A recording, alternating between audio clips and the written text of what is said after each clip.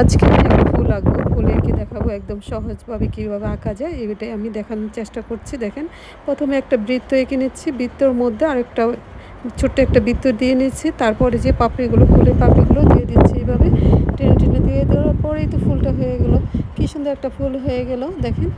এখন আমি ফুলটা কালার করে দেখাবো। যেহেতু ড্রয়িংটা শেষ, এখন আমার কালার করার পালা।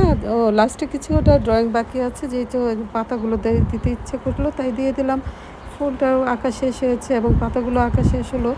এখন আমি কালারটা দেখা দিচ্ছি এভাবে। আমি লাল কালারটা দিয়ে দিচ্ছি। দেখুন, লাল কালারটা দিয়ে তারপর আমি গোলাপি কালারটা দিয়ে মিশিয়ে দেবো প্রতিটা পাপড়ির মধ্যে। এভাবে আমি পুরোটা ফুল কালার করবো। দেখুন, হয়ে গেল মোটামুটি লাল কালারটা দেওয়া শেষ। এখন আমি গোলাপি কালারটা দিচ্ছি। গোলাপি কালারটা দিয়ে এইভাবে মিশিয়ে দিচ্ছি। একটু হয়ে গেল গোলাপি কালারটা দেওয়া শেষ মোটামুটি। তারপরে আমি ওই যে ফুলের মাঝখানের অংশটুকু কালার করে দিচ্ছি। এটা ব্লু কালার দিয়ে এবং পার্পল কালার দিয়ে আমি মিশিয়ে দিচ্ছি। দেখুন, এই তো পুরো কালার ফুলটা শেষ করলাম কালার। এখন আমি পাতাগুলো কালার করছি। পাতাগুলো আমরা তো সচরাচর সবাই জানি, পাতার মধ্যে সবুজ এবং ডিপ সবুজ, লাইট সবুজ দুটোটা হবে। এই যে এখন আমি লাইট সবুজটা দিয়ে মিশিয়ে দিচ্ছি। পুরো পাতাটা করা এইভাবে হয়ে গেল এবং বর্ডার টেনে দিচ্ছি। কেমন হলো বলবেন।